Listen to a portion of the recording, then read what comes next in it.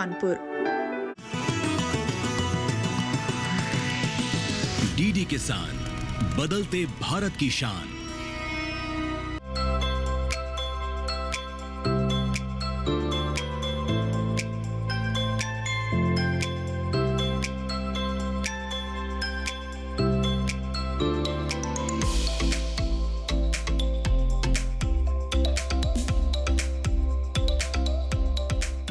खेती में मशीनों का उपयोग बेहद महत्वपूर्ण है, क्योंकि मशीनों के उपयोग से किसानों के समय, श्रम और धन की बचत तो होती ही है, साथ ही साथ मशीनों का उपयोग उत्पादन क्षमता को भी बढ़ा देता है।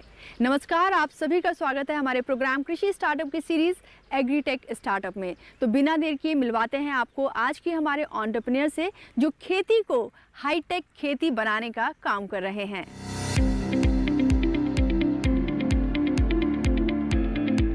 मेरा नाम अक्षय कवड़े है। मैं Agrosure products and innovations private limited का फाउंडर हूँ। मेरा नाम अक्षय है। मैं एग्रोश्योर प्रोडक्ट्स में सह संस्थापक हूँ।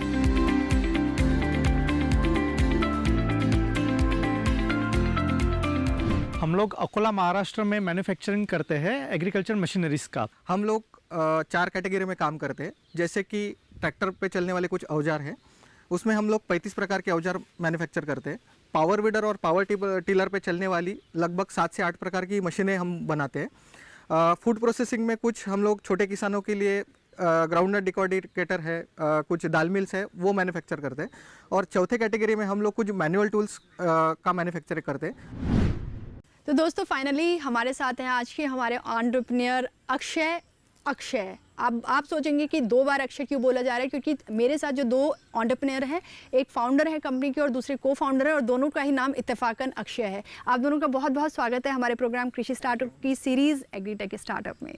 जी, तो सबसे पहले तो क्योंकि आप मशीन्स तैयार कर रहे हैं फार्मर्स के लिए, तो थोड़ा सा अच्छे से जानना चाहेंगे किस तरह का स्टार्टअप है, कितनी तरह की मशीन्स हैं और वो मशीन्स फार्मर्स के लिए कितनी उपयोगी साबित हो रही हैं, उसके बारे में आप हमें बताइए। नमस्ते। जैसे कि हम लोग 4 सेक्टर में काम कर रहे हैं, उसमें जैसे हर टाइप के किसान के लिए हम लोग मशीन बनवा रहे हैं। जो छोटे किसान हैं, मध्यम वर्गीय किसान हैं या बड़े किसान हैं। इसमें मेजरली जो post harvest food processing machineries की जो कैटेगरी हम लोग डेवलप करने वाले हैं, तो उसमें मेजरली हमारा जो इनोवेशन रहने वाला है, वो मोस्टली जो टेक्नोलॉजी हमारी रहने वाली है वो सोलर ऑपरेटेड में रहने वाली है। जैसे कि फॉर एग्जांपल जो सोलर ऑपरेटेड, जैसे कि बहुत सारे फार्मर्स को दिक्कत आती है, गांव-गांव में इलेक्ट्रिसिटी अवेलेबल नहीं रहती है, तो उसके मद्देनजर मतलब उसको कंसिडर करते हुए हम लोग इनोवेटिव एक सोलर ड्रायर सिस्टम बना रहे हैं। और सेम जो ग्राउंडनट डिकोडिकेटर मशीन हम लोग ने जो डेवलप की है, वो भी सोलर ऑपरेटेड पे बेस्ड है। मार्केट में ऑलरेडी ऐसी मशीन्स हैं, ऐसे डिवाइस हैं कि जिनसे फार्मर्स को फ़ायदा हो रहा है। आपने बताया सोलर से चलने वाले आपके डिवाइसेस हैं, तो शायद मार्केट में और भी ऐसे डिवाइस हैं। तो आपका डिवाइस किस तरह से अलग है, उसके क्या बेनिफिट्स हैं? हमारे मशीनरीज़ में उनको बेनिफिट ऐसा है कि जो एग्जिस्टिंग अवेलेबल मशीनरीज़ है, वो अगर फार्मर्स को यूज़ करते हैं तो उनका जो डीजल कंजम्पशन है या तो फिर जो फ्यूल कंजम्पशन है वो काफ़ी ज़्यादा रहता है।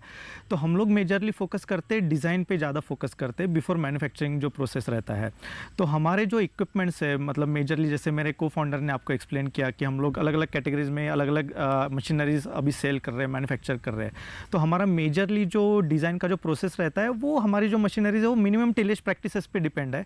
जैसे कि अभी मोस्टली फोकस आ रहा है कि रीजनरेटिव फार्मिंग हो गया या तो फिर क्लाइमेट रेजिलेंट जो फार्म मशीनरीज है, उन पे हम लोग ज़्यादा फोकस करते हैं। तो मिनिमम टिलेज जो टेक्नोलॉजी है, उसमें हम लोग क्या करते हैं कि जो लैंड प्रिपरेशन की जो प्रोसेस रहती है, तो हम लोग मिनिमम सॉइल डिस्टर्बेंस जो रहता है, जो कि जैसे अभी है हेवी इक्विपमेंट्स जो रहते हैं मार्केट में, फॉर एग्जांपल जो बड़े ट्रैक्टर्स हो गए, कंबाइन हार्वेस्टर हो गया, तो उसके कारण होता है ये है कि जो ऑलरेडी जो एग्रीकल्चर लैंड है वो डिग्रेडेड होते जा रही है। तो हम लोग को वो प्रिवेंट करना है, तो इसलिए हम लोग स्मॉल फार्म मशीनरीज को डेवलप कर रहे हैं, डिप्लॉय कर रहे हैं, फार्मर्स को सेल कर रहे हैं। तो उसके कारण ये फ़ायदा फार्मर्स को होता है कि मिनिमम टिलेज प्रैक्टिसेस वो फॉलो कर रहे हैं, क्लाइमेट रेजिलेंट फार्मिंग मशीनरीज वो यूज़ कर रहे हैं, जिसके कारण उनका जो फ्यूल कंजम्पशन है पर एकड़ में जो फ्यूल कंजम्पशन होता है वो ऑलमोस्ट 30 to 35% से रिड्यूस हो गया है। और इसके अलावा हम लोग ने लास्ट टू लास्ट ईयर मतलब 2020 में हम लोग ने IIT कानपुर के साथ में एक power tractor mounted weeder technology develop की थी। तो उसके कारण जो एग्रीकल्चर में जो केमिकल हर्बिसाइड्स जो यूज़ करते हैं तो उसका जो कंजम्पशन है वो लगभग 50% से भी कम हो गया है। तो जो केमिकल्स फार्मर्स जो यूज़ कर रहे हैं वीड्स को किल करने में, जैसे कि मेजरली सोयाबीन हो गया, कॉटन की जो खेती करते हैं, मेज़ की जो खेती करते हैं, तो हर एक सीज़न में फार्मर्स 2 या 3 टाइम्स में हर्बिसाइड्स या केमिकल फर्टिलाइजर्स यूज़ करते हैं। तो मैकेनाइज वीडिंग सॉल्यूशन हम लोग प्रोवाइड कर रहे हैं जिससे कि ये सब जो प्रोसेस जो है केमिकल जो छिड़काव जो करते हैं वो कम्प्लीटली हम लोग ने एलिमिनेट किया है। आप बार बार मार्जिनल किसान की बात कर रहे हैं, मार्जिनल फार्मर की बात कर रहे हैं, तो उनके जो मुख्य तौर पर अगर हम देखें तो क्या कुछ चुनौतियां हैं उनके सामने जिनको आप कोशिश कर रहे हैं कि उन चुनौतियों से निपटारा हो सके? जैसे हम लोग पूरे भारत की अगर बात करते हैं यहाँ पे तो लगभग कुछ प्रतिशत जो फार्मर्स है वो हमारे यहाँ पे मार्जिनल ही है। जैसे महाराष्ट्र की हम अगर बात करते हैं तो मिनिमम मतलब 5 एकड़ के ऊपर लैंड होल्डिंग अभी किसान के पास है, तो उसके लिए मतलब ज़्यादा बड़ी बड़ी मशीनरीज वो यूज़ नहीं कर सकते हैं। तो अगर यूज़ भी कर सकते हैं तो लेकिन उसका कॉस्ट जो है, क्योंकि खेती में से उनका इतना इनकम नहीं बन पा रहा है, तो वो स्मॉल एंड मार्जिनल फार्मर्स जो है वो इतने बड़ी मशीनरी खरीद नहीं पाते हैं। दूसरा ये दिक्कत है उसमें कि अगर वो खरीद भी पाते हैं तो उसका जो खर्चा वगैरह है वो निकल नहीं पाता है। हम लोग कुछ ऐसी टेक्नोलॉजीज उनको दे रहे हैं कि जो वो खुद का भी काम कर सकती है और वो रेंटल मॉडल भी अपना सकते हैं, ताकि उनकी जो किसान की जो मतलब गवर्नमेंट का जो है एम कि उनकी आय कैसे बढ़ा सकते हैं, तो वो खुद का फार्मिंग तो कर ही सकते हैं, साथ ही साथ वो रेंटल भी मॉडल अपना सकते हैं। उससे बाकी किसानों को भी फ़ायदा होगा और वो अच्छे से खेती कर पाएंगे। इसमें और एक चैलेंज हम लोग मतलब यूजुअली देखते हैं फार्मर्स फेस करते हैं। जैसे अगर हम लोग पूरा भारत अगर कंसिडर करते हैं तो यहाँ पे डाइवर्सिफिकेशन बहुत ज़्यादा है। अगर हम लोग रीजन टू रीजन अगर चेंज करते हैं, फॉर एग्जांपल ये डिस्ट्रिक्ट से अगर दूसरे डिस्ट्रिक्ट्स में जाते हैं तो क्रॉपिंग पैटर्न चेंज होता है, सॉइल का टाइप चेंज होता है। अगर महाराष्ट्र में देखें तो ब्लैक कॉटन सॉइल है, अगर थोड़ा सा और स्टेट चेंज करते हैं तो वहाँ पर रेड सॉइल है। तो जो ऑलरेडी एग्जिस्टिंग जो मशीनरीज है वो पर्टिकुलर एक रीजन को फोकस करते हुए डिज़ाइन करते हैं और यूजुअली मार्केट में डिप्लॉय करते हैं। लेकिन हम लोग जो टेक्नोलॉजी जो अभी फार्मर्स के लिए जो डेवलप कर रहे हैं और मतलब पिछले 2-3 साल से जो सेल कर रहे हैं, तो उसमें हम लोग ये सब पॉइंट्स कंसिडर करते हैं कि फॉर एग्जांपल हमारी एक particular machine all over India में चल सकती है, ना कि वो सिर्फ ब्लैक कॉटन के लिए बनाई है, ना तो फिर सिर्फ वो रेड सॉइल पे डिपेंड है, ऐसा कुछ नहीं है। तो अगर फार्मर्स के पास पे अगर क्रॉपिंग पैटर्न कुछ भी अलग रहता है, अगर रोट रो स्पेसिंग कुछ भी रहता है, तो उसमें हम लोग कस्टमाइज सॉल्यूशन प्रोवाइड करते हैं। मतलब एक मशीन के सहायता से आप 3 से 4 अलग अलग काम कर सकते हैं। पहले कैसा होता था कि अगर फार्मर्स को लैंड प्रिपरेशन करना है तो एक मशीन अलग खरीदते थे, अगर उनको स्प्रेइंग करना है, अगर प्लांटिंग करना है तो 2-3 ऐसे अलग अलग इक्विपमेंट्स हर एक प्रोसेस के लिए उनको परचेस करना पड़ता था। तो उससे क्या प्रॉब्लम था, उनका इनिशियल इन्वेस्टमेंट काफ़ी ज़्यादा होता था। तो अभी हम लोग मल्टीपर्पज़ मशीनरीज डेवलप करते हैं और सेल करते हैं, जिससे उनका इनिशियल इन्वेस्टमेंट कम होता है और जो रिटर्न ऑन इन्वेस्टमेंट रहता है वो करीब करीब 2 सीजन में उनका पैसा जो है वो रिटर्न आ जाता है। मतलब रिटर्न ऑन इन्वेस्टमेंट का जो टाइम ड्यूरेशन पहले जो 3 साल या 4 साल रहता था वो अभी हम लोग ने हार्डली 2 साल में कम कर लिया है। जी, तो आपने मल्टीपर्पज़ मशीनों का जिक्र किया है जिससे कि जो किसान का जो काम है वो आसानी से तो हो ही रहा है और साथ ही साथ जो उसके पॉकेट पे भार होता था वो भी कहीं ना कहीं कम हो रहा है। तो ये जो मल्टीपर्पज़ मशीन है वो किस तरह से सस्टेनेबिलिटी और प्रोडक्टिविटी पर काम कर रही है ये भी आपको बताएंगे, लेकिन उससे पहले रुकेंगे एक छोटे से ब्रेक के लिए। कहीं जाइएगा नहीं, बने रहिए हमारे साथ डीडी किसान पर। आज देश का किसान बढ़ा रहा है कृषि आधारित उद्योग की ओर कदम। उसकी इस यात्रा में साथ है SBI का agri and food enterprise loan. हर प्रकार की फूड प्रोसेसिंग तथा कृषि निर्यात इकाई के लिए संपूर्ण समाधान। ये लोन उपलब्ध है 1 लाख से 100 करोड़ की धनराशि तक और इसको चुकाने की समय सीमा है अधिकतम 10 साल। क्रेडिट गारंटी कवर की सीमा तक 0 कोलेटरल सिक्योरिटी। SBI का agri and food enterprise loan बन रहा है किसान की उन्नति का आधार।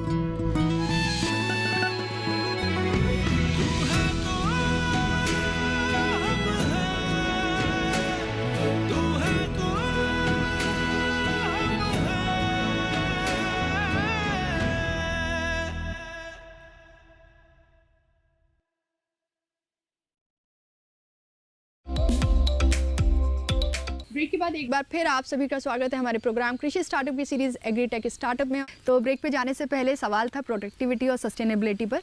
तो सवाल वही है आपसे कि किस तरह से जो आपके टूल्स हैं, किस तरह से कृषि को और ज़्यादा सस्टेनेबल और जो प्रोडक्टिविटी की हम बात कर रहे हैं, कैसे बेहतर बनाएगा उसको।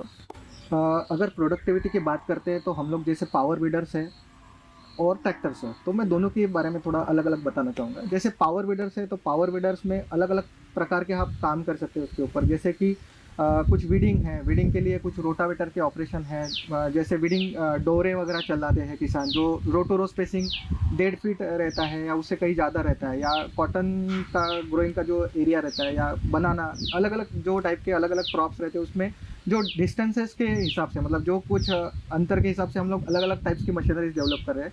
उसके साथ साथ हम लोग कुछ स्प्रेइंग के लिए भी हम लोग सॉल्यूशन प्रोवाइड कर रहे हैं, जो कि मल्टी क्रॉप स्प्रेयर्स है। एक ही स्प्रेयर्स में आप अलग अलग 5-6 टाइप के क्रॉप उसमें कवर कर सकते हैं। इससे मतलब ये फ़ायदा हो रहा है कि मतलब एक ही मशीन में सब काम हो रहे हैं, तो 2 या 3 सीज़न जैसे भी फार्मर फार्मिंग करता है तो उसमें उनको आसान हो रहा है और उनका जो उत्पादन का जो खर्चा है, जो लागत खर्चा है, वो भी कम होते जा रहा है।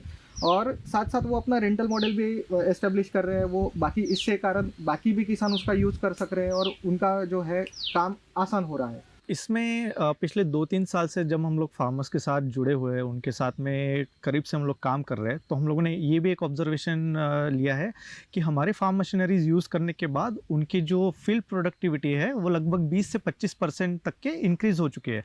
तो इसका इनडायरेक्ट बेनिफिट ये भी हुआ है फार्मिंग कम्युनिटी पे कि उनका जो हाउस होल्ड लेवल इनकम है वो भी लगभग 10 से 15% इंक्रीज़ हुआ है। और इसका मेजरली दूसरा और एक बेनिफिट ऐसे हुआ है कि हम लोग जैसे कि ड्रॉट प्रोन एरिया से बिलोंग करते हैं, महाराष्ट्र में है वो, या फिर जो भी कुछ ड्रॉट प्रोन, जो सेंट्रल इंडिया का जो ड्रॉट प्रोन रीजन है, वहाँ पे यूजुअली फार्मर्स ये चैलेंजेस फेस करते हैं कि उनका जो इनिशियल इन्वेस्टमेंट का जो कैपेसिटी रहता है वो कम रहता है, और वहाँ पे जो क्रॉप्स रहता है उनके लिए मतलब मार्केट प्लेस अवेलेबल नहीं रहता, उनका मतलब ओवरऑल हाउस होल्ड इनकम कम रहता है, और उनकी जो ज़मीन रहती है वो मोस्टली डिग्रेडेड लैंड में कन्वर्ट हो चुकी रहती है।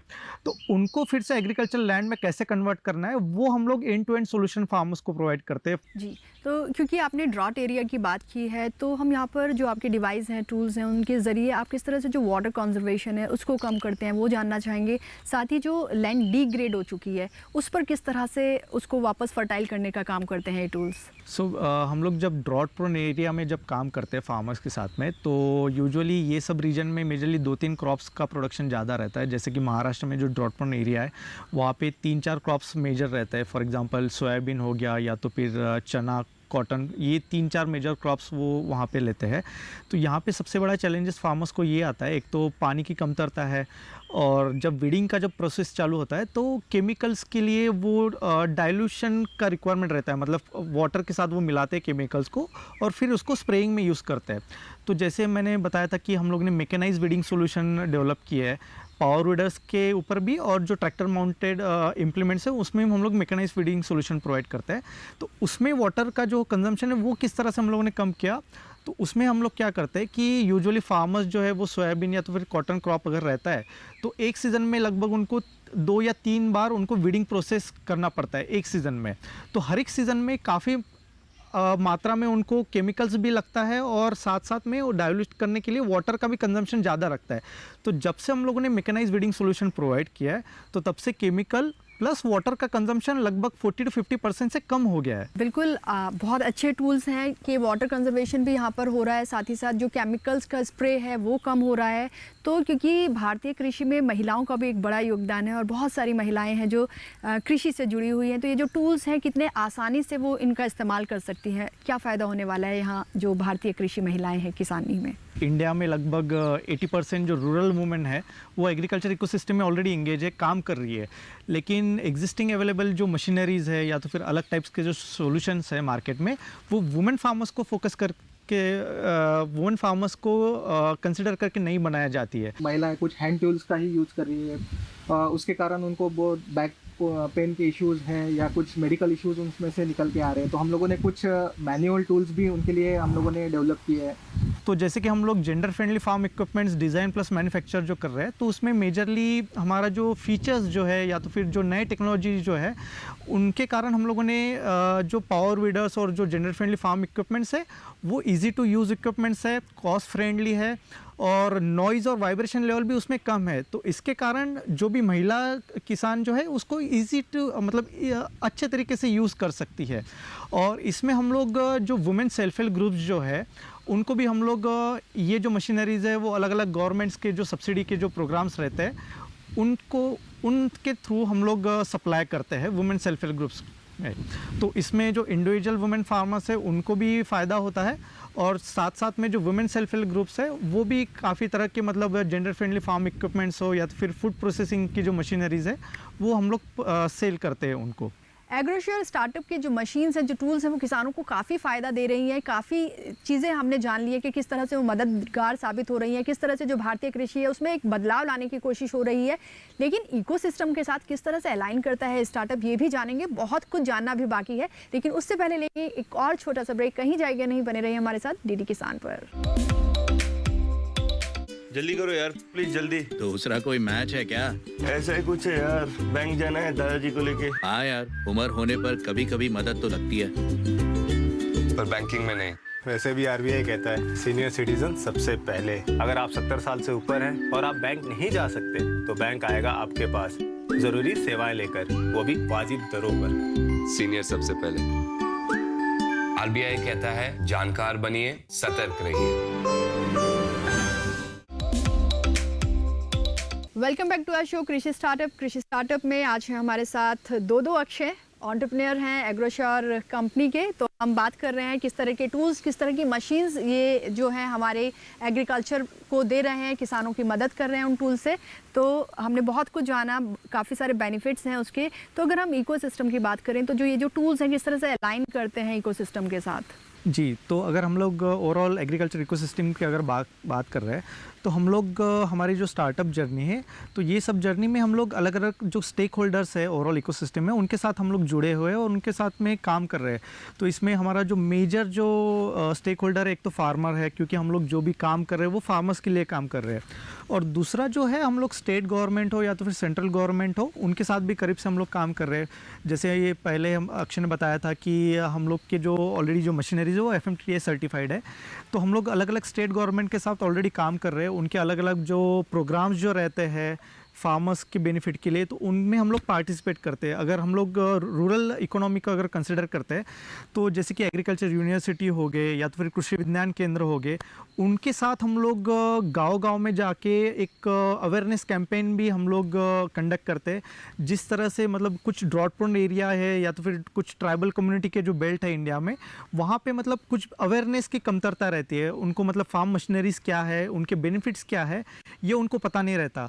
तो हम लोग फार्मर्स को मशीनरीज बेचने से पहले ये सब एक्टिविटीज़ कवर करते हैं। KVKs और या तो फिर अदर जो गवर्नमेंट के जो ऑफिसर्स रहते हैं या तो फिर एग्रीकल्चर यूनिवर्सिटी है, उनके साथ कोलैबोरेट करके फार्मर्स के लिए हम लोग अवेयरनेस कैंपेन अरेंज करते हैं। गांव-गांव में जाके हम लोग लाइव डेमोन्स्ट्रेशन अरेंज करते हैं। तो इससे बेनिफिट ये होता है फार्मर्स को कि एटलीस्ट उनको ये तो पता चल जाता है कि एग्रीकल्चर में ये सब टेक्नोलॉजी का एनहांसमेंट और डेवलपमेंट हो रहा है मार्केट में। और इसको अगर यदि हम लोग इम्प्लीमेंट करते हैं तो हमारा फील्ड प्रोडक्टिविटी बढ़ता है और हमको बाकी भी बेनिफिट्स मिलते हैं। अक्षय जी, किसानों को तो काफ़ी फ़ायदा आप दोनों लोग मिलके पहुंचा रहे हैं, अच्छे टूल्स लेके आए हैं, लेकिन आपके स्टार्टअप के अपने क्या चैलेंजेस हैं जो आज भी आपको फेस करने पड़ रहे हैं? जैसे हम लोग कुछ अलग अलग मशीनरीज मैन्युफैक्चर कर रहे हैं, तो उसमें अभी भी मतलब फार्मर्स का थोड़ा मतलब वो प्रोड्यूस तो कर पा रहे हैं और उनकी मतलब लागत का खर्चा भी उनका धीरे धीरे कम होते जा रहा है, उत्पादन भी उनका बढ़ रहा है। तो उसमें मेजर चैलेंज जो कि हम लोगों को लगता है कि अगर उनके जो कुछ मतलब प्रोडक्ट्स वो प्रोड्यूस करते हैं तो उनके ऊपर अगर थोड़ा सा कॉस्ट उनको अगर अच्छे से मिल जाता है तो मार्केट एक्सेसिबिलिटी फार्मर को मिल जाता है, या कुछ एक्सपोर्ट के अगर कुछ अपॉर्चुनिटीज़ उनको मिल जाती है तो डेफिनेटली मतलब फार्मर अच्छा तो ग्रो कर रहे हैं, लेकिन उनको अगर अच्छा रेट अगर मिल जाता है तो और मतलब जो आने वाली पीढ़ी भी है वो अच्छे से फार्मिंग कर सकती है। और दूसरा मेजरली हमारे स्टार्टअप का जो जर्नी है वो उसको ग्रो करने में एक चैलेंज आता है हम लोग को यूजुअली, जब हम लोग पर्टिकुलरली ड्रॉट प्रोन एरिया में अगर हम लोग काम कर रहे हैं या तो फिर हम लोग ट्राइबल कम्युनिटी के साथ में अगर काम कर रहे हैं, तो मेजरली वहाँ पे अवेयरनेस का बहुत बड़ा इशू आता है कि उन लोग को पता नहीं रहता है कि मतलब फार्म मशीनरीज़ का यूज़ कैसे करते हैं, या तो फिर फार्म मशीनरीज़ अगर वो यूज़ करना चाहते हैं तो गवर्नमेंट के कौन से स्कीम्स आते हैं, उनको मतलब स्पेशली मतलब अवेयरनेस की कमतरता है यहाँ पे। अगर हम बिज़नेस मॉडल पर बात करें तो क्या है आपका बिज़नेस मॉडल, और मार्केट स्ट्रैटेजी की भी यहाँ पर मैं आपसे बात करना चाहूँगी, क्या स्ट्रैटेजी लेके चल रहे हैं? तो जैसे कि हमारे एग्रीकल्चर रिलेटेड प्रोडक्ट्स है, तो मेजरली हम लोग का जो फोकस रहता है वो रूरल मार्केटिंग पे ज़्यादा रहता है। तो हमारी जो टीम है मार्केटिंग की, वो गांव-गांव में जाके रूरल मार्केटिंग पे ज़्यादा फोकस करती है। वहाँ पे जो लोकल इनपुट शॉप्स हो गए, या तो फिर जो भी मतलब ग्राम पंचायत लेवल पे अगर किसी गवर्नमेंट के साथ में अगर काम करना है, या तो फिर जो एग्जिस्टिंग जो एनजीओज़ है जो कि फार्मिंग कम्युनिटी के साथ में काम करती है, तो उनके साथ हम लोग जुड़ने के बाद हम लोग ये जो इक्विपमेंट्स है वो ज़्यादा से ज़्यादा फार्मर्स के साथ पहुंचाने की कोशिश करते हैं। मैन्युफैक्चरिंग यूनिट से भी हम लोग डायरेक्ट फार्मर्स को भी सेल कर रहे हैं। सेकंड ये है कि हम लोग कुछ डीलर और डिस्ट्रीब्यूटर का नेटवर्क भी हम लोगों ने अलग अलग जगह बनाए रखा है, तो वहाँ से भी हम लोगों का सेल होते जा रहा है। अगर हम लोग ने एग्रीकल्चर मशीनरीज को सेल किया है तो उसके बाद में अगर फार्मर्स की अगर कुछ समस्या आती है तो उनके लिए भी अगर वो हम लोग सोल्यूशन प्रोवाइड करते हैं। यदि उसको अगर कुछ स्पेयर पार्ट लगते हैं या तो फिर कंप्लीट मशीनरीज को अगर कुछ दिक्कत आती है तो हम लोग ऑन फील्ड सर्विस देते हैं। और दूसरी ये चीज़ है कि जैसे कुछ एनजीओ के साथ हम लोगों ने टाई अप किया है। एनजीओ के टाई अप के साथ वो उनके साथ जुड़े हुए जितने भी किसान हैं उनके लिए वो कुछ प्रमोशनल एक्टिविटीज़ करते हैं, तो उसके थ्रू भी हम लोग अभी सेल कर रहे हैं। तीसरा जो है कुछ हम लोग एग्रीकल्चर एक्सपोज में भी पार्टिसिपेट करते हैं। हर जगह जगह एग्रीकल्चर एक्सपोर्ट्स लगते हैं और वहाँ से भी काफ़ी किसान उसको विजिट करते हैं, और वो बाद में जब सीज़न के टाइम पे वो हम लोगों को वहाँ से इंक्वायरी जनरेट होती है और हम उनको मशीन सेल कर रहे हैं। और ई कॉमर्स प्लेटफॉर्म में हम लोगों ने रजिस्टर किए हैं ताकि किसानों को आसानी हो, किसी भी भारत के किसी भी हिस्से का जो किसान हो उसे देखे और वो खरीद सके। और इसके साथ साथ हम लोग अभी कुछ केवीकेस गवर्नमेंट के साथ भी हम लोग अभी टाई अप कर रहे हैं। तो ये हम लोग की मार्केटिंग स्ट्रेटेजी बिजनेस मॉडल है। तो अक्षय जी, आपने शुरू में बताया था कि सोलर पैनल से चलने वाली आपकी मशीन्स हैं, तो कहीं ना कहीं जो एसडीजी के गोल्स हैं और जो हम बात करते हैं कार्बन फुटप्रिंट की, तो कहीं ना कहीं उसमें भी ये जो आपके टूल्स हैं मददगार होंगे। किस तरह से? तो शुरुआत से हमारा जो फोकस रहा है वो एसडीजी गोल्स पे रहा है। तो जैसे कि अभी ऑलरेडी हम लोग फोकस कर रहे हैं एसडीजी 13 जो कि क्लाइमेट चेंज है, और जैसे कि एसडीजी नंबर 5 जो कि जेंडर इक्वलिटी पे बेस है। तो हम लोग ये 2 एसडीजी को फोकस कर रहे हैं। जैसे हम लोग को पता है कि जो भी रिसर्च के बेस पे जो डेटा बताया जाता है वो लगभग मतलब ऑल ओवर ग्लोबली 17% जो ग्रीन हाउस गैस इमिशन जो होता है वो सिर्फ लैंड डिग्रेडेशन के कारण होता है। तो ये बहुत बड़ी समस्या है। तो हम लोग ऑलरेडी वो सॉल्व करने की कोशिश कर रहे हैं। जो भी लैंड डिग्रेड हुई है उसको फिर से एग्रीकल्चर लैंड में कैसे कन्वर्ट कर सकते हैं उस पर हम लोग फोकस कर रहे हैं। अगर हम लोग एसडीजी गोल नंबर 5 की अगर बात करते हैं जो कि जेंडर इक्वलिटी पे बेस है, तो हम लोग वुमेन फार्मर्स को इसलिए फोकस कर रहे हैं क्योंकि उनको मेन स्ट्रीम में हम लोग को लाना है एग्रीकल्चर एक्टिविटीज़ में। क्योंकि मैक्सिमम जो एक्टिविटीज़ जो रहती है फार्मिंग में वो वुमेन फार्मर्स करती है, लेकिन उनको फोकस किया नहीं जाता है। तो हमारा मेन पर्पज़ यही है, एक तो हम लोग लैंड डिग्रेडेशन का प्रॉब्लम सॉल्व करें और दूसरा वुमेन एम्पावरमेंट के लिए काम करें। तो अगर मैं बात करूं आपके सपोर्ट की, आपकी जो गोल्स हैं, सबसे ज़्यादा सपोर्ट किसका मिला है आपको आपके इस स्टार्टअप में? हम लोग को इंक्यूबेशन सपोर्ट मिला था आईआईटी कानपुर के थ्रू। तो इंक्यूबेशन सपोर्ट में हम लोग को पूरी जानकारी दी गई थी, मतलब बिज़नेस को कैसे रन करना है। हमारे मेंटरशिप अलॉट हुए थे, मेंटर्स एक अलॉट हुए थे। तो उनकी सहायता से हम लोगों ने पूरा एक स्ट्रेटेजी और एक प्लान बनाया था कि मार्केटिंग कैसे करना है। हम लोग को मतलब टेक्निकली अगर कुछ प्रॉब्लम आती है, दिक्कत आती है, तो आईआईटी कानपुर की तरफ से वो एक टेक्निकल एक सपोर्ट मिला था कि कैसे प्रोडक्ट्स को डिज़ाइन करते हैं। मैन्युफैक्चर में अगर कुछ दिक्कत आती है तो वो एक नेटवर्किंग का भी एक बहुत बड़ा बेनिफिट हुआ है कि फंडिंग को कैसे रेस करना है। और आईआईटी कानपुर ने ग्रांट रेस करने में भी काफ़ी सपोर्ट किया है। जो भी अलग अलग जैसे कि प्रोग्राम रहते हैं, सिटी सोशल इनोवेशन लैब हो या तो फिर और भी कई सारे प्रोग्राम्स रहते हैं, तो उनमें हमारा सिलेक्शन ऑलरेडी हो चुका है। तो ग्रांट्स अगर हम लोग को मिलते हैं तो ग्रांट्स का काफ़ी बेनिफिट होता है हम लोग को। जैसे कि आईआईटी कानपुर की तरफ से ग्रांट्स भी मिल चुके हैं, तो हम लोगों ने वो फंड्स यूटिलाइज करके स्टार्टअप जो है हमारा वो ग्रोथ में या तो फिर स्केल कैसे करना है उसमें काफ़ी एक योगदान रहा है आईआईटी कानपुर का। तो स्टार्टअप के मिशन की अगर मैं बात करूं तो वो क्या है? हम लोग का जो मिशन है, जो छोटे और जो मार्जिनल फार्मर्स है उनकी इनकम हम लोग कैसे बढ़ा सकते हैं ताकि मिनिमम कॉस्ट में उनका जो लाइवलीहुड भी हम लोगों को चेंज करना है। वुमेंस के लिए अगर हम लोग बात करते हैं तो उनको मेन स्ट्रीम में हम लोग को लाना है। जी। तो अक्षय जी, अगर आपसे मैं विजन की बात करूं तो वो क्या है? एग्रीकल्चर एक इंडिया का मतलब बैकबोन है, मतलब पूरी इकोनॉमी एग्रीकल्चर पे डिपेंड है, लेकिन जो इम्पोर्टेंट जो स्टेक होल्डर है, फार्मर्स जो है, उनको हम लोग मेन स्ट्रीम में लाना चाहते हैं। उनको हम लोग टेक्नोलॉजी के सहायता से उनका जो फार्मिंग, जो फील्ड प्रोडक्टिविटी प्लस उनका जो हाउस होल्ड लेवल इनकम है, वो करीब करीब मतलब 20 to 25% से इंक्रीज़ करना चाहते हैं। जाते जाते सबसे पूछती हूँ, आप दोनों से भी पूछूंगी कि आज जो हमारे व्यूअर्स हैं या गवर्नमेंट है या जो भी हमारे फार्मर्स हैं, उनके लिए आपका क्या मैसेज होने वाला है? जी, तो हमारा मैसेज फार्मर्स के लिए यही रहेगा, जो भी मार्केट में हमारे जैसे और जो नए स्टार्टअप जो आ रहे हैं, जो कि मतलब फार्मर्स के लिए स्पेशली काम कर रहे हैं, जो कि नए टेक्नोलॉजी को डेवलप करके मार्केट में डिप्लॉय कर रहे हैं, उसको आप एक बार इम्प्लीमेंट्स कीजिए, उसको यूज़ कीजिए और आपकी जो भी मतलब समस्या है वो हमारी तरफ पहुंचाइए। हम लोग उसके ऊपर कुछ ना कुछ सोल्यूशन निकाल के आपकी सहायता करने के लिए रेडी है। और स्टार्टअप का हमारा जो मिशन और जो विज़न है वो लॉन्ग टर्म के लिए यही है कि मतलब आपके बेनिफिट के लिए हम लोग सोशल इम्पैक्ट क्रिएट करना चाहते हैं। जैसे हम लोग देख रहे हैं कि सभी अभी किसान भाइयों के पास ट्रैक्टर्स भी हैं, कुछ मशीनरीज ऑलरेडी है, लेकिन हम लोग ये बोलना चाहेंगे जैसे लैंड प्रिपरेशन लेके या हार्वेस्टिंग तक के अलग अलग मशीनरीज हम लोगों के हैं, पावर वीडर्स, पावर टीलर्स पे भी है। तो ये खुद जो बड़े बड़े किसान हैं ये मशीनरीज कुछ खरीद सकते हैं और इसके साथ साथ जो छोटे किसान हैं वो भी कुछ छोटे मशीन खरीद सकते हैं। तो ये मशीन का यूज़ करके वो खुद का भी काम अच्छे से कर सकते हैं और इसका रेंटल मॉडल वो अगर अपनाते हैं तो उनके लिए एक एक्स्ट्रा इनकम भी जनरेट होगा। तो यही गुजारिश मेरे सभी किसान भाइयों से रहेगी। और बिल्कुल हमारी भी सभी अपने किसान भाई बहनों से यही गुजारिश रहेगी कि किसान जो है भारत का वो स्मार्ट किसान बने और जो खेती है वो हाईटेक खेती में तब्दील हो जाए। तो आप दोनों से बात करके बेहद अच्छा लगा और हम चाहेंगे आपका मिशन और विजन जल्दी से जल्दी पूरा हो, ज़्यादा से ज़्यादा जो आप टेक्नोलॉजी लेकर आए हैं किसान उसका फ़ायदा उठाएं। बहुत बहुत आप दोनों का धन्यवाद। Thank you so much. हमने एग्रोश्योर प्रोडक्ट ख़रीदे हैं, तो पहले बहुत समस्या आती थी लेबर की। इनके प्रोडक्ट ख़रीदने के बाद में लेबर का नाम मात्र का खर्चा है, क्योंकि कम डीजल में चलता है और काम जल्दी होता है इनके औजारों से। इससे मेरी बहुत सारी लेबर चार्ज बच जाता है। लेबर चार्ज बच जाने के बाद में मैं बाहर भी किराए से देता हूँ, उससे मेरा उधर निर्वाह भी होता है। हम खेती में काम करते हैं महिलाएं। हम महिलाओं को खुरपी से काम करना पड़ता था पहले, लेकिन अब पावर वीडर की मशीन टेक्नोलॉजी से हमको कम श्रम करना पड़ता है। इनके द्वारा जो मशीन बनाई गई है पावर वीडर, इससे हमारी मजदूरी में काफ़ी कम लगने लगी है, लेबर की कमी हो गई है। इससे हम 4-5 प्रकार के कार्य कर सकते हैं, जैसे रोटर मारना है या फिर घास उखाड़ना है या फिर बेड लगाना है, अपनी केली की फसल को मिट्टी लगाना है। ये सभी कार्य इनके पावर वीडर से हम करते हैं, जिससे हमें एकड़ के लिए 3-4 हज़ार रुपये खर्चा आता था, अभी हम 1000 या 1500 रुपये में काम कर लेते हैं।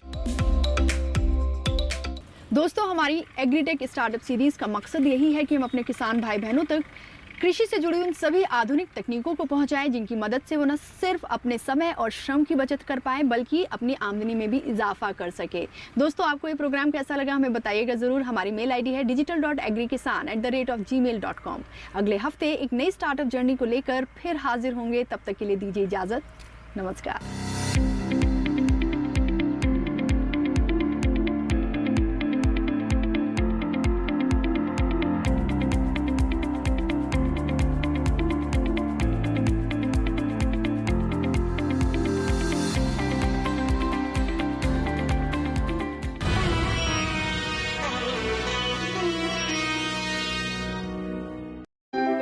इस कार्यक्रम के प्रायोजक थे